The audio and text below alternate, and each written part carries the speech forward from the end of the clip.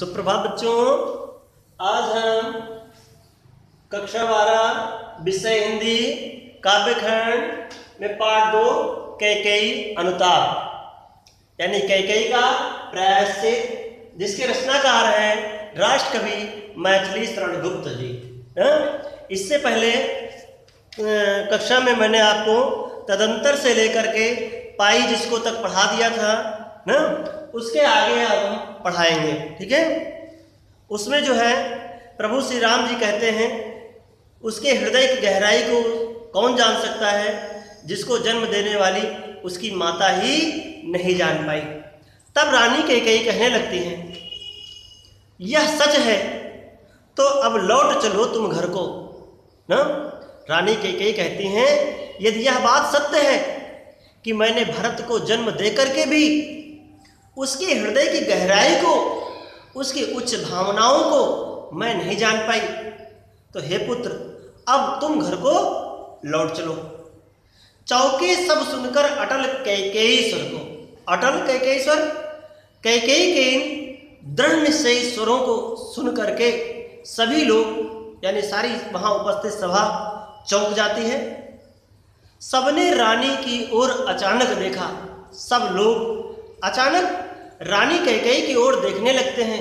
वैदव्य तुषारा व्रता यथा विधु लेखा, वैदव्य यानी रानी कैकेयी विधवा वेश में ऐसी लग रही थी जैसे तुषारा व्रता यानी कोहरा से ढकी हुई, विधुलेखा चंद्रमा की चांदनी हो ना, यथा माने जैसे। ठीक। बैठी थी अचल तथापि असंख्य तरंगा, यद्यपि रानी कैकेयी स्थिर बैठी हुई थी फिर भी उसके हृदय में असंख्य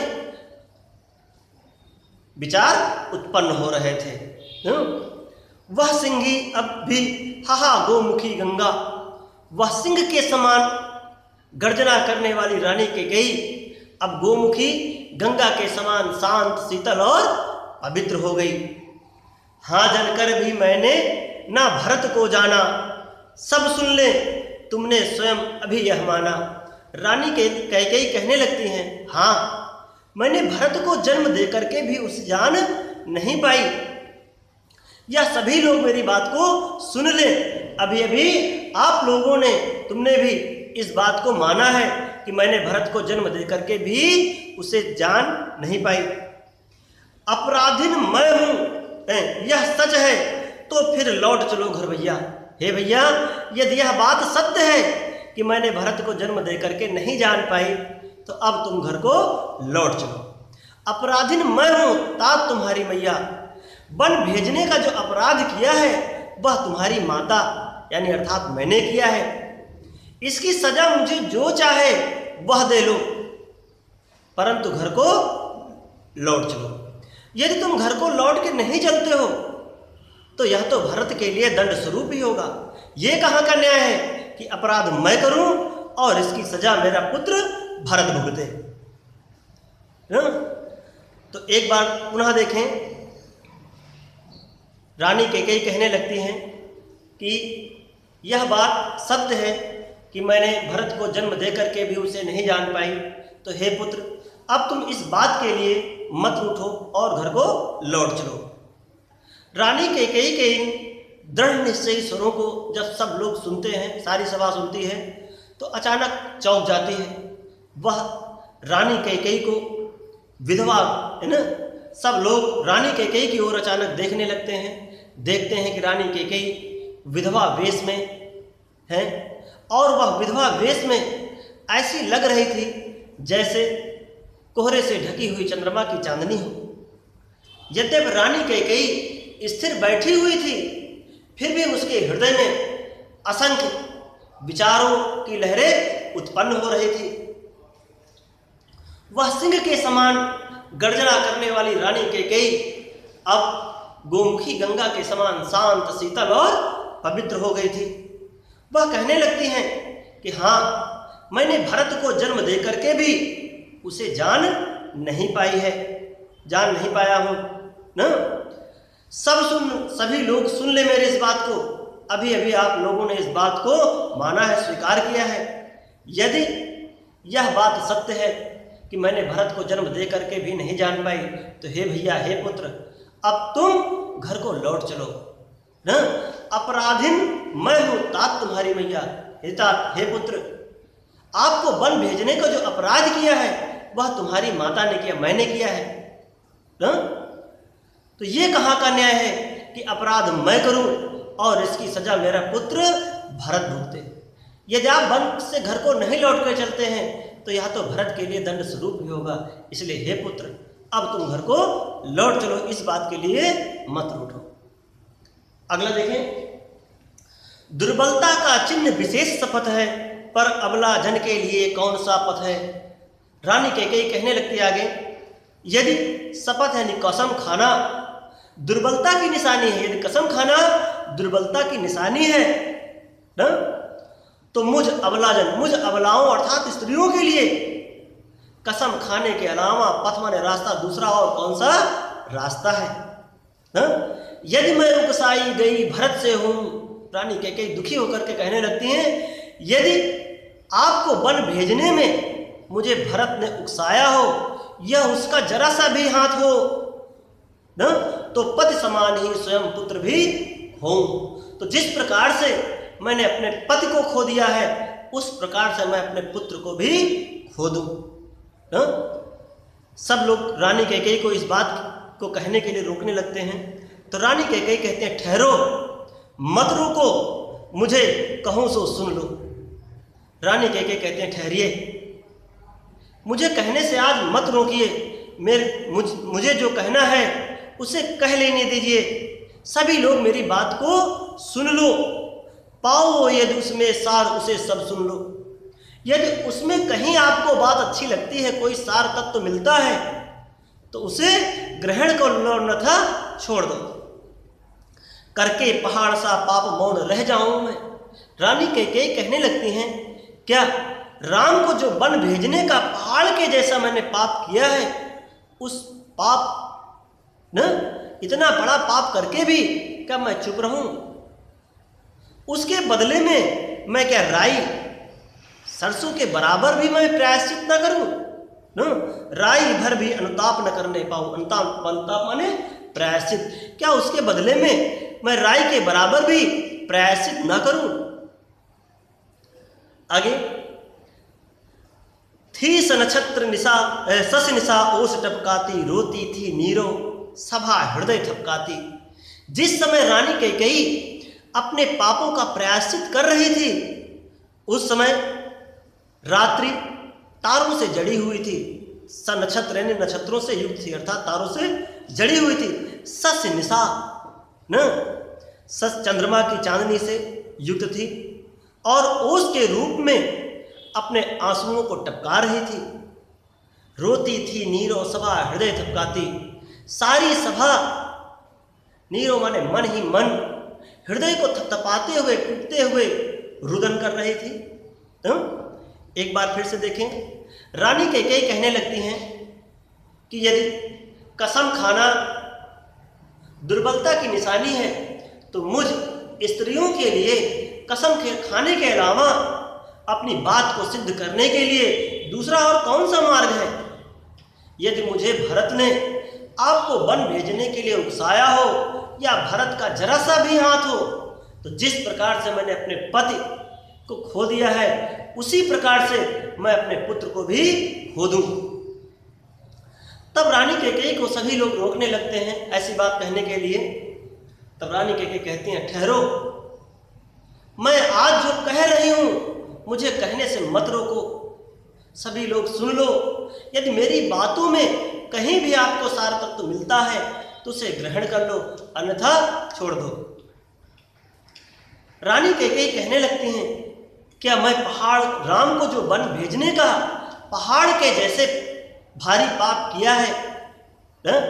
क्या उसके बदले में मैं चुप हो जाऊं, मौन हो जाऊं? क्या उसके बदले में मैं राई के बराबर भी, सरसों के बराबर भी प्रायश्चित ना करूं?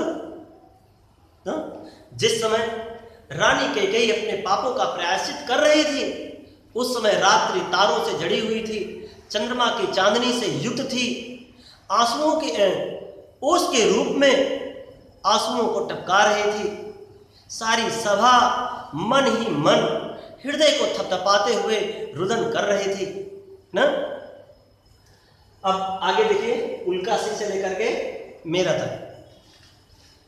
उल्कासी रानी दिशा दीप्त करती थी, सब में भय विस्मय और खेद भरती थी। क्या कर सकती थी मरी मंथरा दासी, मेरा ही मन रह सका ना निज विश्वासी। रानी कैकेयी कहने लगती हैं, उल्कासी ना, उल्का पिंड के समान अयोध्या समाज को तहस नहस करने वाली रानी कैकेयी अब दिशा दीप्त करती थी। इस समय दिशाओं को अपने विचारों से प्रकाशित कर रही थी, प्रायश्चित से प्रकाशित कर रही थी। दीप्त दीप्त माने प्रकाशित करना। सभी में भय विस्मय यानी आश्चर्य, खेद माने दुख एक साथ भर रही थी। सभी में भय आश्चर्य और दुख एक साथ भर रही थी। वह कहने लगती, क्या कर सकती थी मरी मंथरा दासी। उस मंथरा में इतनी हिम्मत कहाँ थी जो मेरे विचारों को बदल सकती। वह तो बेचारी दासी थी ना। मेरा मन ही अविश्वासी हो गया तो उसमें मंथरा का क्या दोष है। कहने लगती हैं, मेरा ही मन रह सका ना निज विश्वासी, मेरा ही मन अविश्वासी हो गया था ना, इसमें मंथरा का कोई भी दोष नहीं है, वह तो बेचारी दासी थी। फिर आगे रानी कैकेयी अपने मन को संबोधित करते हुए कहती हैं, क्या कहती हैं कि जल पंजरगत अब अरे अधीर अभागे। जल पंजर, पंजर माने पिंजड़े ना।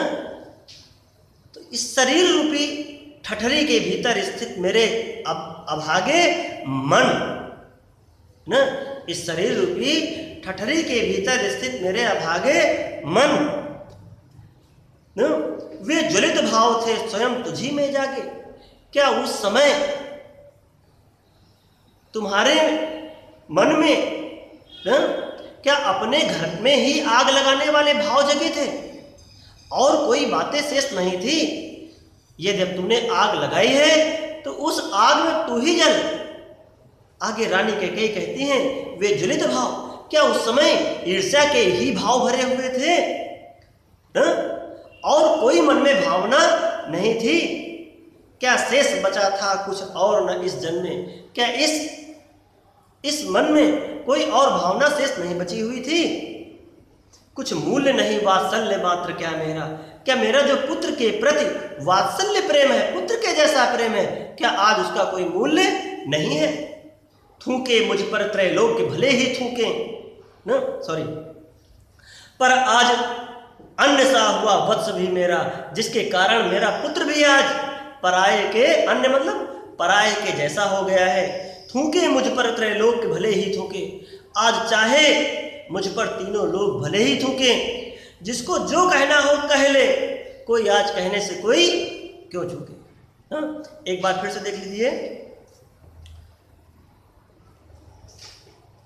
उल्का पिंड के समान अयोध्या समाज को तहस नहस करने वाली रानी कैकेयी आज अपने विचारों से, प्रायश्चित से सारी दिशाओं को एक साथ प्रकाशित कर रही थी। सभी में भय, आश्चर्य और दुख एक साथ भर रही थी। वह कहने लगती है कि उस बेचारी मंथरा का क्या दोष है, उसमें इतनी हिम्मत कहाँ थी कि जो मेरे मन को बदल सकती। वह तो बेचारी एक दासी थी, मेरा मन ही अविश्वासी हो गया था, तो उसमें मंथरा का क्या दोष है। फिर रानी कैकेयी आगे अपने मन को संबोधित करते हुए कहती हैं कि शरीर रूपी ठठरी के भीतर स्थित मेरे अभागे मन, क्या उस समय तुझमें अपने घर में ही आग लगाने वाले भाव जगे थे और कोई भावना उस समय शेष नहीं बची थी। अब जब तूने अपने घर में आग लगाई है तो उस घर में, उस आग में अब तू ही जल न? आगे रानी कैकेयी कहती हैं, क्या उस समय मन में सिर्फ ईर्ष्या की ही भावना भरी हुई थी और कोई भावना शेष नहीं बची थी। आगे रानी कैकेयी कहती हैं, क्या जो मेरा अपने पुत्र के प्रति वात्सल्य प्रेम है, क्या उसका कोई मूल्य नहीं है, जिसके कारण आज मेरा अपना पुत्र भी पराये के जैसा हो गया है। आगे रानी कैकेयी कहती हैं, मुझ पर जिसको जो थूकना हो थूके, चाहे तीनों लोग भले ही आज मुझ पर थूकें, जिसको जो कहना है, जिसके मन में जो आए वो कहे, कोई कहने से कोई क्यों चूके। परंतु आगे कहने लगती हैं, छीने ना मात्र पद किंतु भरत का मुझसे, रे राम दुहाई करूं और क्या तुझसे। रानी कैकेयी कहती हैं कि हे राम, बस मैं दुहाई यानी विनती, मैं आपसे इतनी विनती करती हूं कि मुझसे कोई भरत की माता होने का पद ना छीने।